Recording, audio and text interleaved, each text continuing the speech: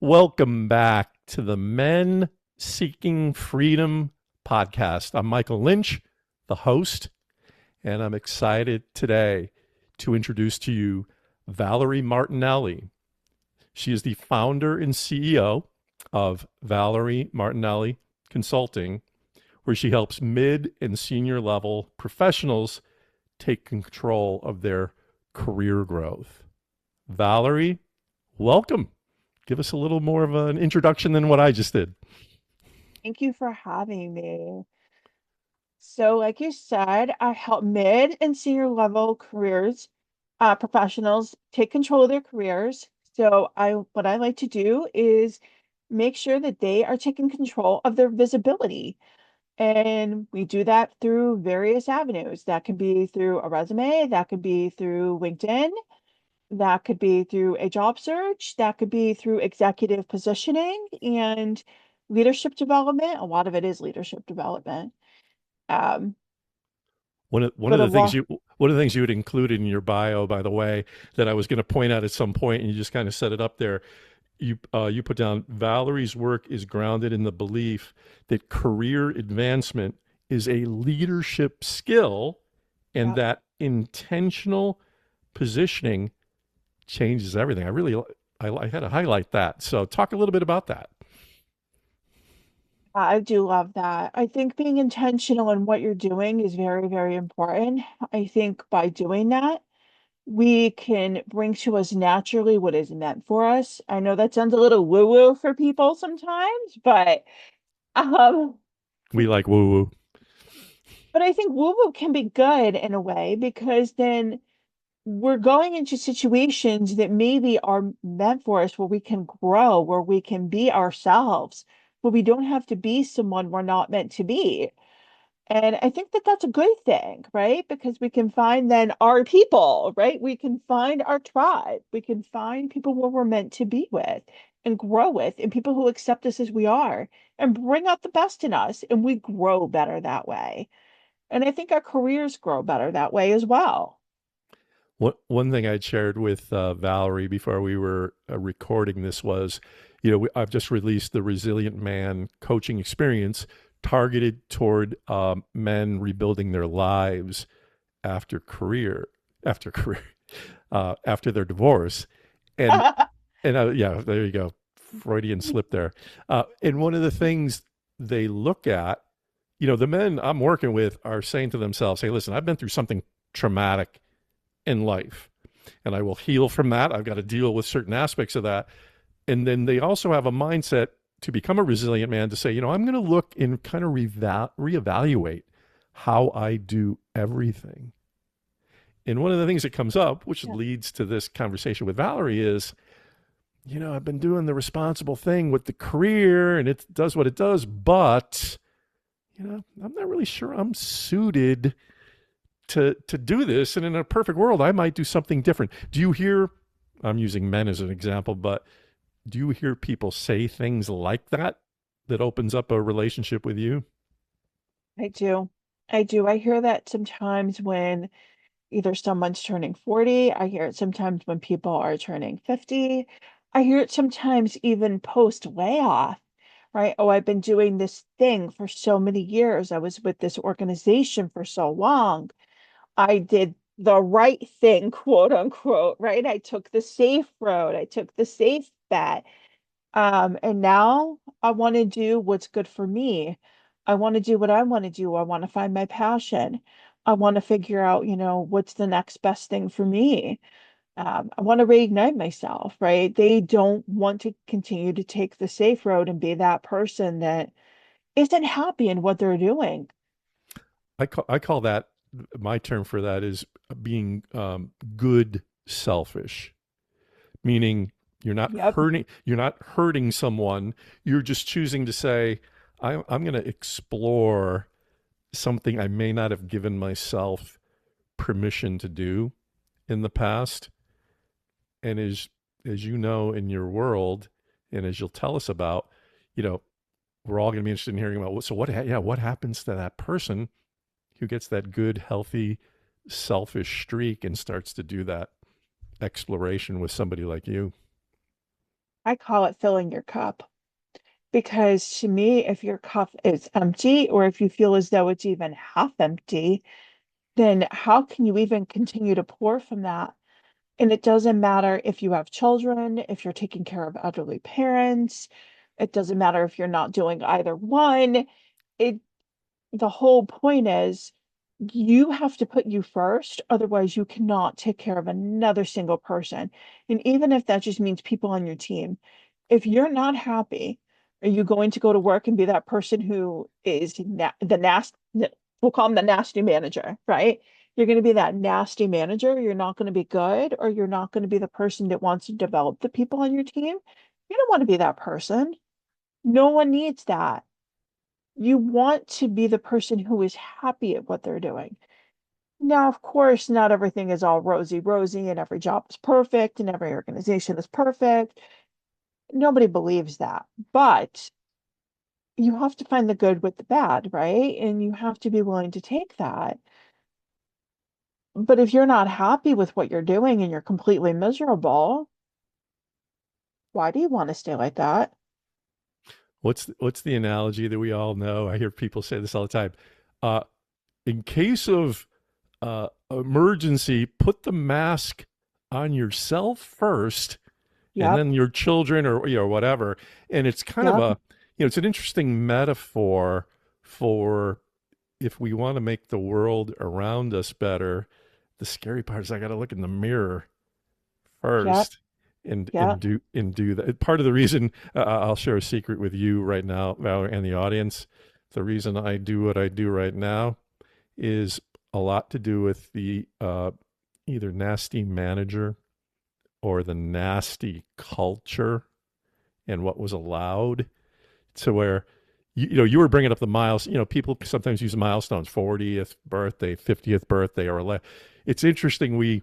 It's interesting what people use to trigger change in their life. For me, it was toxicity. It was toxic workplace, toxic manager. It was toxicity that did it for me. I just couldn't do it anymore. And I got to a point where I was like, why am I doing this? If I'm not happy, and why am I not putting myself first? And if I don't do this now, what am I waiting for? And If why? What if is it going to take? if you're having a let's we're going to really delve into your expertise, but let's step out of your expertise for a moment, and you meet someone randomly today in the grocery store having a conversation, and the person's like, even though they don't even if they don't know what you do, they're saying, hey, I really don't like my job, but I'm scared to do anything. And it'd be kind of ironic that they'd have a chance to run into you. What do you people are in A lot of people are in pain, but you're referencing taking action. What suggestions do you have for somebody listening to this who might be relating on the level of, I'm really not doing what I should be doing, and I really am uncomfortable? What do you typically say to people where they're a little bit um, concerned about taking the next big step? At that point, you have to put into perspective, what is your fear exactly? Because we don't all have the same fears.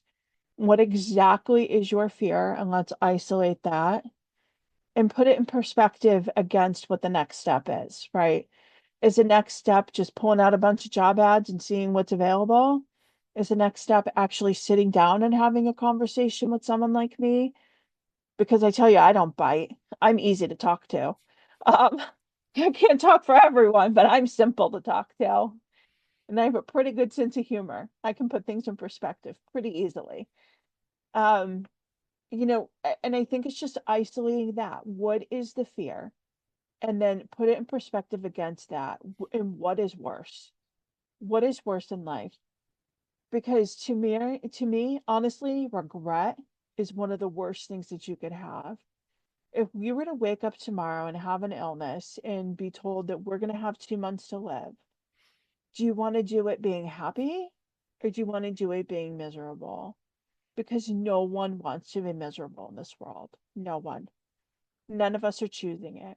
But I can understand the fear of the job market.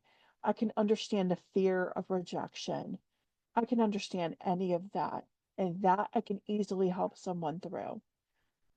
But regret is something that I can't change, unfortunately. None of us can.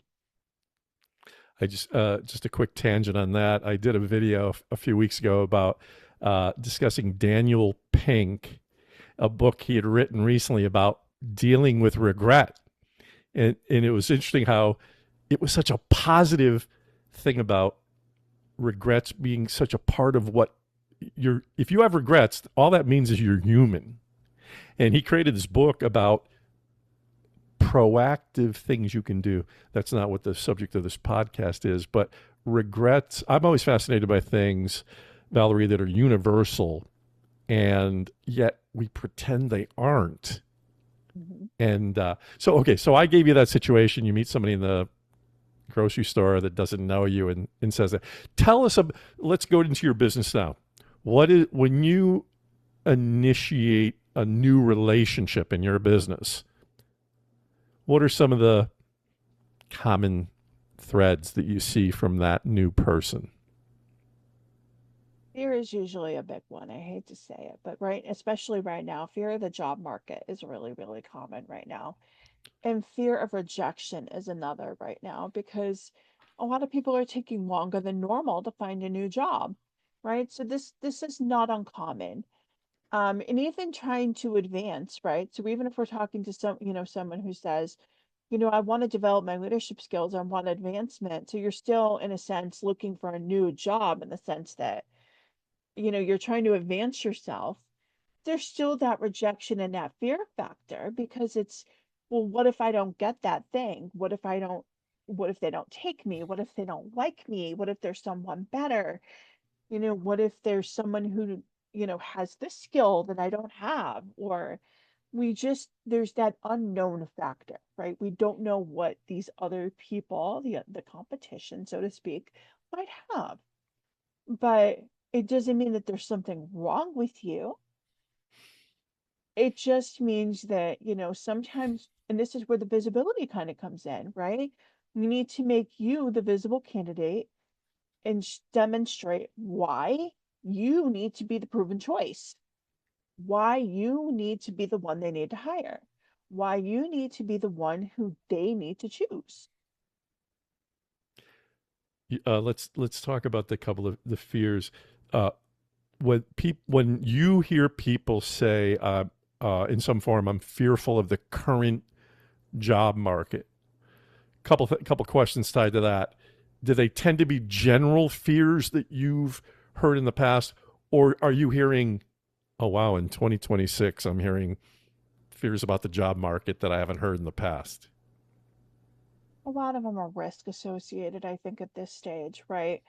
One of the things that I have heard in the past that I really haven't heard one of the things that I've heard currently this year, I should say, sorry, that I haven't heard a lot in the past is, if I do this, if I come forward, if I invest, then what happens if I don't get what I want, right? But I always tell people, you have to believe in yourself the most, right? If you know yourself best, you will get what you want. You will. And I stick with people until they get what they want. If it takes them 6 months, if it takes them 9 months, I make sure you get what you want. That's interesting. What's interesting is, and I think it was Socrates, "Know thyself." Something that fascinates me in life generally, not only in the work that I do, is how well do people know themselves? Do you find yourself in the Mhm. work that you do in that early stage where there's some trepidation and they're not sure of the job market and all? Does your work involve helping people understand themselves better, or is that more of a? It does. Yeah, I'm very interested in hearing about that part. Yeah, because a lot of it is, I think, getting reacquainted with who you are and what you've done. I think we have a tendency to get lost, so to speak, in our jobs. I mean, I think we have a tendency to get lost, so to speak, in the redundancy in the day to day of the jobs in what we're doing, right? We get up, we go to work, we do this, we take our kids to this place, we go pick up this person, we do that, right? We go, go, go, and we have this repetitiveness to our days, right? And then the weekend comes and we do what? We grocery shop, we clean, we do this, we do that, right? And it's like this repetitiveness and this redundancy, and we get lost and we don't even think, wait a minute, who am I? How have I changed? What is it that I want? And what is it my life should look like? Because I do the same thing over and over and over and over and over. Busy, which Yep. is the way most people define their lives. Yep. Busy is probably the greatest obstacle to knowing thyself. Because Because we have to sit in the silence, Michael. that We was, well, have that was to, going to be my next sentence. That's what all the experts say. You gotta sit. One of my favorite terms is the classroom of silence, and I think yep, that scares the hell out of people. it does. Because, first of all, a lot of people don't know how to unbusy themselves, right? Um, this is going to sound bad, and I don't mean it to sound the way it's going to sound, but when we unbusy ourselves, we have to sit and listen to the noise up here. So we have to figure this out first.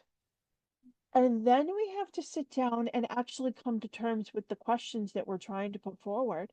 And if we can't take the time to do that, then we can't sit down and figure out what it is that's actually supposed to come, right?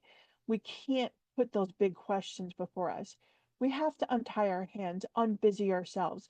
And even if it means an hour, 2 hours a day, I won't expect someone to do it 8 hours a day, but a little here, a little there, you make progress. I- And I think that's the best way to go, to be honest with you, because well, I mean, what's that saying? Rome wasn't built in a day, right? You're not going to figure it all out in one day. I don't expect anyone to do that. But I think if we untie ourselves a little bit at a time and sit down, we can get there. The progress can be made. And I've seen it done. I've seen it. Part But of the part of the quote unquote curriculum of the resilient man coaching experience is there's a point early on where we pump the brakes.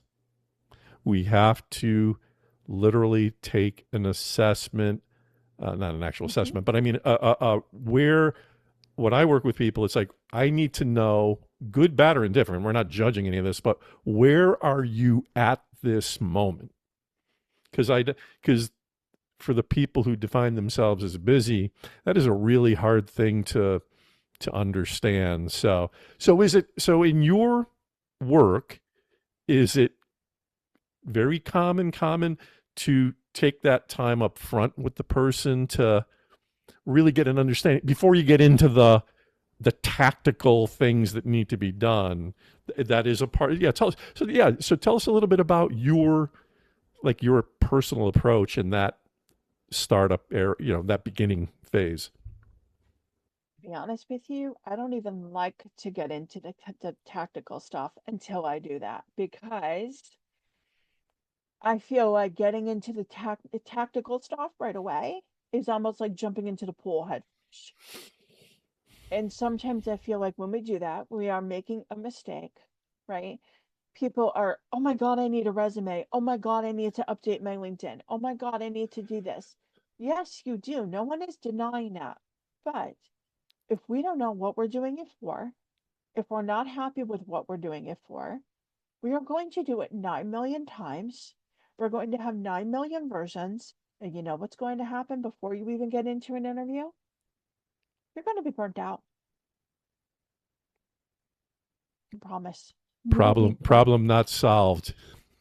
Problem not solved. Your positioning may not even be better. I hate to say it, right? So, if you're telling me your resume is not working or your LinkedIn's not working, people think it's automatically an ATS problem. Not necessarily. It could be a positioning problem. I'm seeing that happen a lot right now.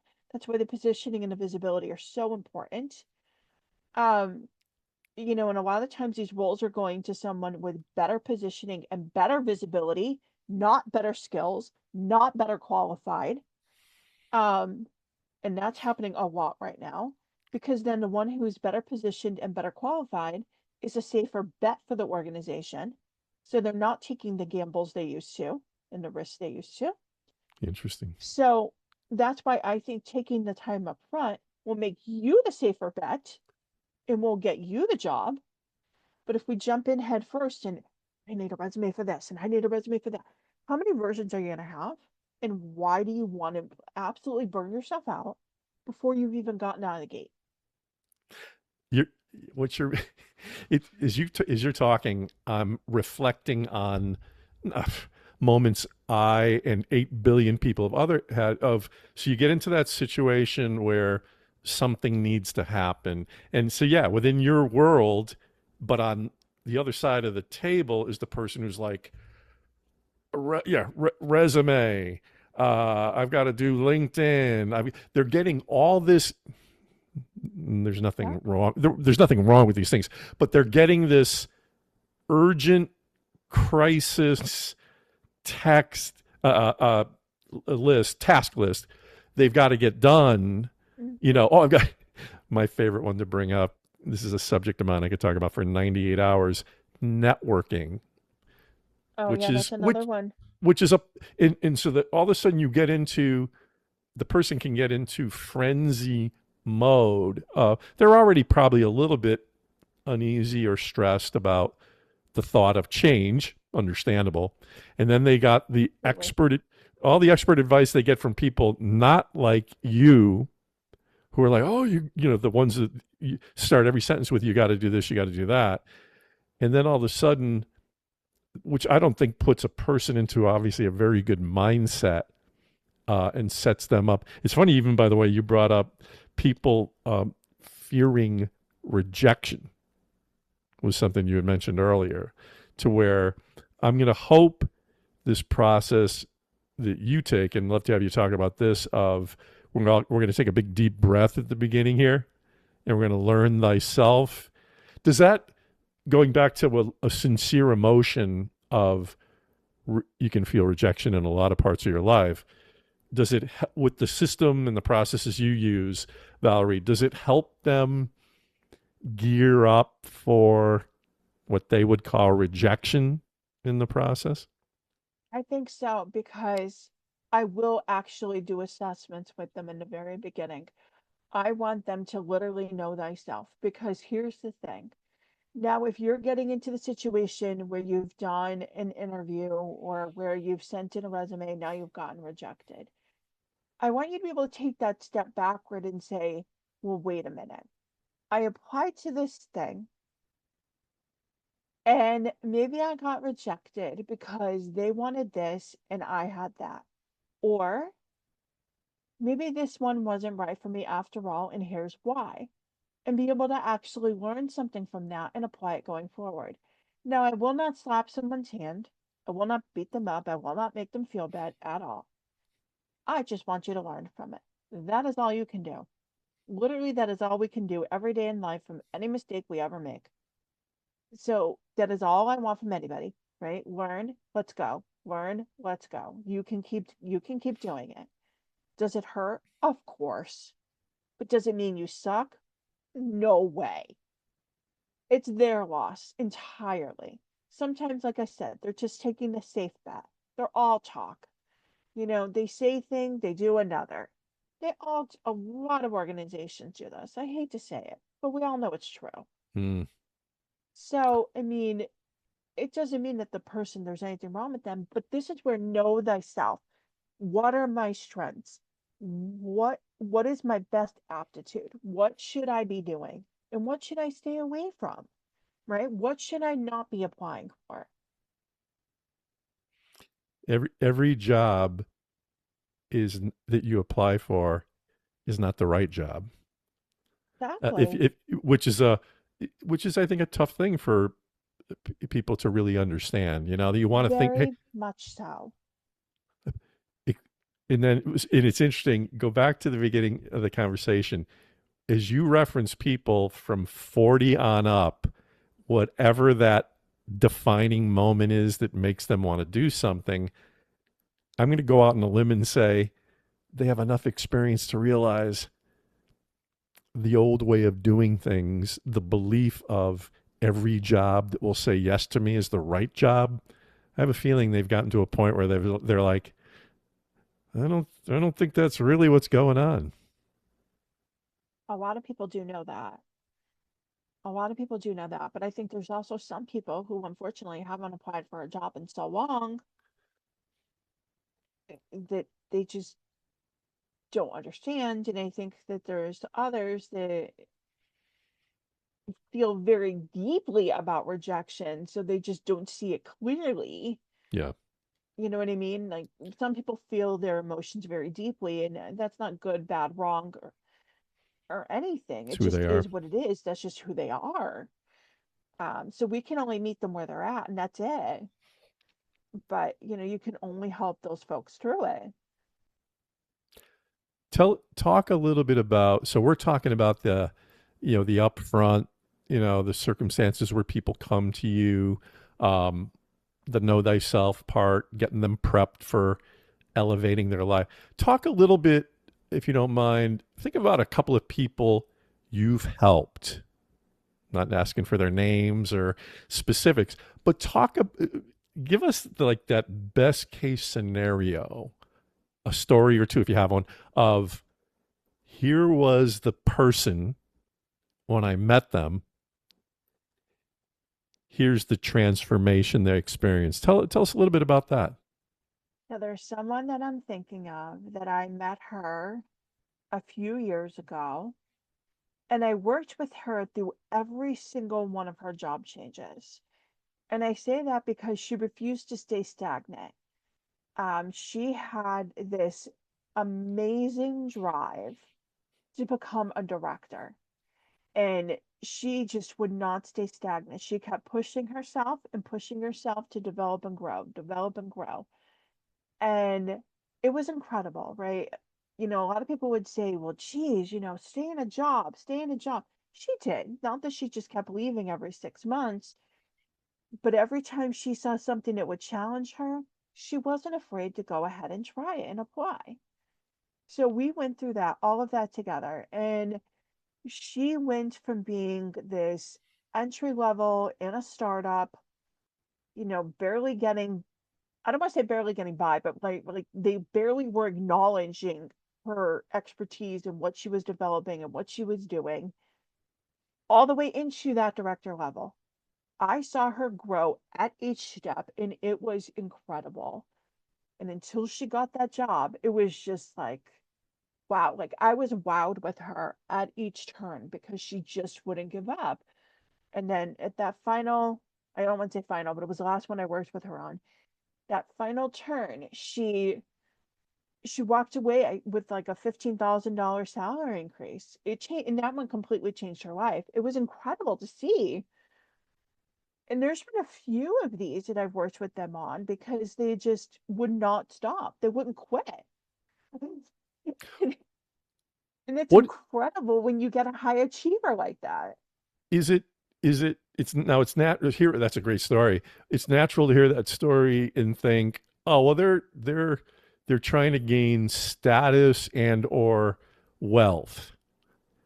Any sense of other something tells me that those are all good things to ascend up the scale on. Anything particular about what you've noticed, whether it was her or other people, on what it is that ultimately is driving them to be able to succeed like that? She's a very driven person. We delved a lot into leadership together. Um, she's just a very, very driven person. The type of person that she is was that she wanted it to become a mom. She wanted to be a model, a good model for any child that she had. She wanted to be a good role model for them. Uh, and that was what she wanted, right? She wanted to be able to say, she wanted them to be able to say, hey, look, I'm proud of my mother, right? Like she doesn't stand by, and she takes risks, she does this, she does that, right? And I think it was something internally from her own childhood, to be honest with you, um, that, made her want to keep pushing herself. And I didn't want to stop her because that was her, that was what she wanted for her life. That was her vision for her life. And I don't think it was all about power and money. I think a lot of it was about achieving her own vision for what she had wanted and what she thought. I think again, I think it went something back to her childhood, um but it was amazing to see. The the there's I'm seeing many parallels to, although different areas of expertise, to what I'm trying to do with the resilient men. And one of them is, and you're hitting on it right now, is if you're going to go through the trauma of divorce, and there's this rebuilding component. And again, I'm only going to work with people who are hell bent on becoming better people in their lives without any judgment being made. There's a lot of ways you can behave after divorce. This is for the people determined to be better. One of the things we talk about, and you're hitting it here, is vision. The vision is, I think, I don't know how you feel about this, Valerie, where we when we're educated at a young age, I don't remember taking a class that said, "Hey, Michael, lay out the vision." You might get a little bit of what do you want to be when you grow up, or what are you going to do this summer? What are you going to? There's a little bit of vision involved there, but do you find across that? Well, you gave that great example of that woman, but do you find that the people you're able to help the most are very good at either helping them uncover it, or maybe they have it? Does the vision for where they want to go in their life play a huge role in your work? Absolutely. A lot of this is going to sound good, bad, or indifferent. It's going to come out of my mouth. I don't know how it's going to sound, but a lot of the ones that I've seen do the best are the high achievers with the vision, whether they've gotten it by working with me or whether they've already had it, but having that vision for what it is that they want. And I think by having that vision, it is very important and it makes a big difference for them because they're not willing to settle and they're not willing to just say, okay, I'll just take this job, even though it's like five rungs below where I'm supposed to be and it's going to pay like six times less where I'm supposed to be. And I'm going to be unhappy in 3 months and they're going to probably not want to hire me anyways because they're going to see right through that and they're going to think I'm going to jump ship. Um, Having that vision is really important because as hard as things might be right now for a lot of people, um, I think knowing what we want to do and knowing where we want to be is extremely important. What vision reminds me of goals, and Yes, I've always been fascinated by you. yes. It's not uncommon in human nature to meet people, and you get talking about goals, and people will say things like, I'm being general now. You know what? I don't like to set goals because if I Mm, don't hit them, I will be disappointed. And I say that respectfully. That again, that's a condition. That's a cultural conditioning thing. And what's interesting about the work you do, you didn't use the word goals, but the vision part is, isn't it amazing? It's just another thing in life where people can be helped the most if they will at least attempt to articulate where they would like to go in their life, tied to, and as you probably see, tied to values and other important things that have occurred in their upbringing that would go into what a vision would be. Um, so, in tying it back to your the taking some time to be silent at the beginning, is that so? Do you find that the vision piece, that's another piece that goes into before we get into the tactical work? absolutely. Again, whether you're formulating it, whether you come to me and you already have it, or whether you're formulating it during that time, I feel like having that, whether you're when you're sitting down during that quiet time and coming up with some goals and having a vision and knowing what it is that you want and trying to set that, I think is extremely important. Because again, where it all goes? Into the positioning. How am I going to position you in a resume? How am I going to position you in a LinkedIn? And then where does that go?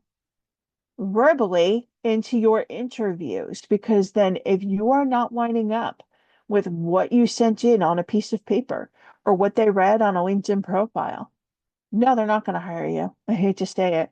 Because no, you're not going to look like the safe bet. No, you're not going to convince them that you know what you want. No, you're not going to convince them of anything. I hate to say it, but that's not what we want to do. That is not the objective. That's not the goal here. The goal is to make them look, to convince them that you know that, to demonstrate that.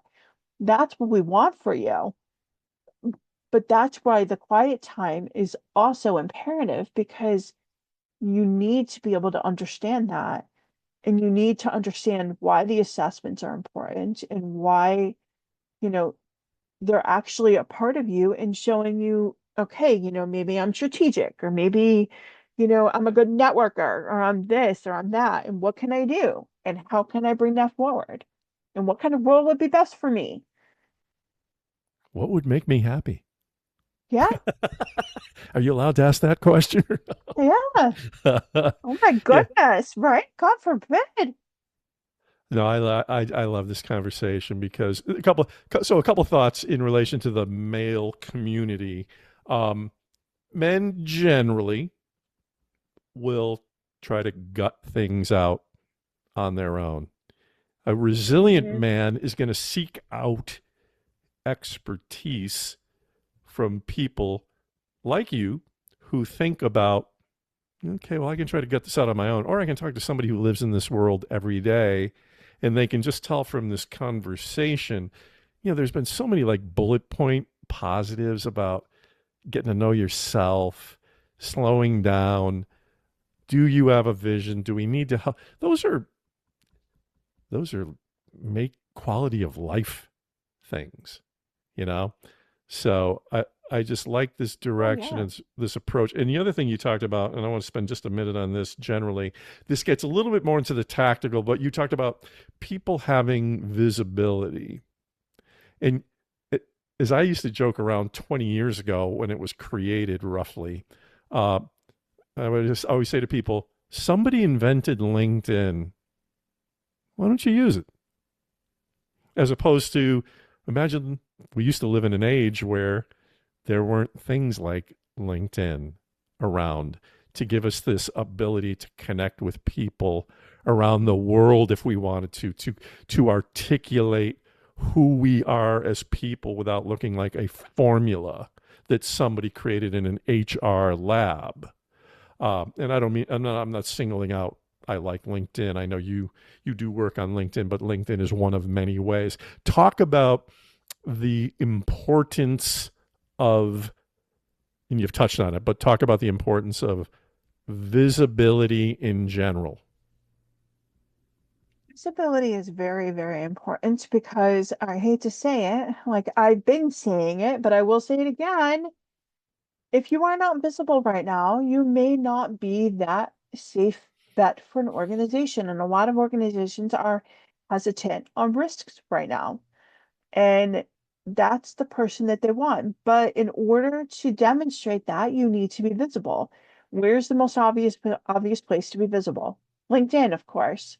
And you and I remember the time that existed before LinkedIn ever even, yeah, LinkedIn existed. And that was a really long time ago, but Hmm. we were both alive for that. So, But there's people listening, yeah. watching right now who either may never have ventured on there, or did like the requisite. I put up a picture. I got my name on there. I got like a 2 sentence summary. So there wasn't a lot of calculated effort to do what you were talking about right now. So there's a lot of positives to doing that, right? Demonstrating your expertise, having LinkedIn is meant to go beyond your resume. A lot of people make the mistake of having LinkedIn be the quote unquote copy paste of the resume. You don't want to do that. A resume is meant to be a resume. A LinkedIn is meant to be an engagement tool.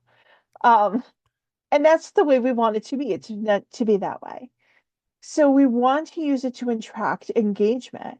And we want to use it to be able to post things and to talk to people and to meet new people. And the only way we're going to be able to do that is with an impressive profile. I hate to say it, right? People don't want to know you if you look like a bot, Hmm. um, or if you don't look like a real human being in any way. That used to be a So, that used to be a problem we didn't have not that long ago. Is this a real person? What is this? You know, yeah, with technology, the good news and the bad news is technology is moving at 1,000 miles an hour. yep. In your role, in well, a lot of us have to deal with it in general, though. Is how do we effectively put ourselves in that very rapidly changing world to make certain that we're using it to our best benefit. I mean, there's ways to use AI and things to your advantage, especially for things like a LinkedIn profile, right? It can make you a banner. You can use things like ChatGPT or Claude to make you a banner for LinkedIn if you're not good at something like Canva. I mean, so there's definitely ways to do it. I would not advise letting it write the entire profile for you, but you can have it help you make an outline of the most important things, give it your resume and say, help me make a summary of the bullet points that I should hit on, right? What would make me look best on here? And you could do that. But I would then write it yourself because I think more thoughtful things written by yourselves are more genuine. Mm, Um, and we again, engagement tool, genuine, authentic, kind of all goes together. it does. Uh, Think well. So the person. So for the people watching. So even just in this last 2 minutes, when you reach out to a Valerie, she's already kind of laid out the process of how she builds relationships and helps people transform. But just even in this recent part of the conversation, she's going to talk to you about there are social media platforms out there that ways to present yourself. She made a quick reference to Canva, which I think a lot of the world is getting acquainted with, but it's a great graphics tool that people use. She made reference to the ubiquitous AI, the two most important letters in the history of the free world. Well, you bring experts in like Valerie to make sure that we understand a little more than what somebody's saying on cable news or in the New York Times about it. Um, we're actually determining the right ways to, if at all, use it or in what manners to use it. So, I would did I? absolutely be happy to help someone if they're stuck, if they don't know exactly what it is they're doing, they need a guide. I help people write out their entire profile. So, I mean, that's something I'd be happy to help them do. Um, because I know that this could be very hard for some people. One of the hardest parts is talking about yourself. We're not good at it. But Most of but us you are not good at it, and that's but okay. but you didn't say this. Get over it is what people have to realize. If you wanna elevate your I don't life, put it like that to people, but okay. I'll play bad cop. You play good cop. So I want to play the good cop. You can play the bad one, so that's uh, fine. that Whatever. works. That works for you. No, I think people have told me in life at various times over various things to get over it. And you know what? It was a little bit tough love, and it was accurate in terms of what I needed to do. I So just tell them it's part of the game now, unfortunately, and we just have to do it, unfortunately. It's just part of the game at this stage. We can't hide. We cannot hide. if I knew you 8 to 10 years ago, and I said we ought to get involved in this thing that's called podcasting, and I guess I'll host it, and you'll be a special guest on it, we probably would have chuckled. It wouldn't have been on our to-do list of things that we were going to do. And then all of a sudden, the world changes, and then we start to pick things that we feel like fits who we are. So, Valerie, tell the thank you. You've been a wonderful guest, aligned Thank you. with the resilient man thinking. For anyone listening, watching, what is the best way to initiate a relationship with you? So there's two great ways. I would say either LinkedIn, you can find me on there, or my email. You can always email me at valerie@askvmc.com. Valerie at askvmc.com. It is Valerie. Now, here's what I did well here over the last three-quarters of an hour. I did not refer to you once as Valerie Bertinelli. Her Thank you. name, how about that? How about that? And I'm bringing it Because up because everyone does. I was conscious of it earlier. No, but no, seriously, it's Valerie Martinelli is her name, so that you have that as well. Valerie, that was fantastic. One other thing I want to bring up tied to Valerie is I didn't know Valerie until a month ago, and I was referred to her by a woman named Lori Gunning, who is a special lady. And when you look up the Men Seeking Freedom podcast, she was featured on episode 15. So please watch that, whether you work with Spotify or Apple or iHeart, or if you just go to menseekingfreedom.com or YouTube, Men Seeking Freedom, look up Lori. Lori's a spectacular person. She had talked about career disruption when we talked to her. And again, just an amazing resource. I love Lori. Closing, closing general thoughts from you today, Valerie. This was awesome. Thank you so much for having me. This was so much fun. And I think, there's so much eh, there's so much in the world that I think people need to not be afraid of if they're afraid of it, because there are people willing to help them. What a what a great way to put it. I was thinking about the fact that there's so many parts of life where we have to overcome fears, and we have to Yeah. give ourselves permission to say that one of the great questions in life that sometimes people get to, I've dealt with it at times, is this it?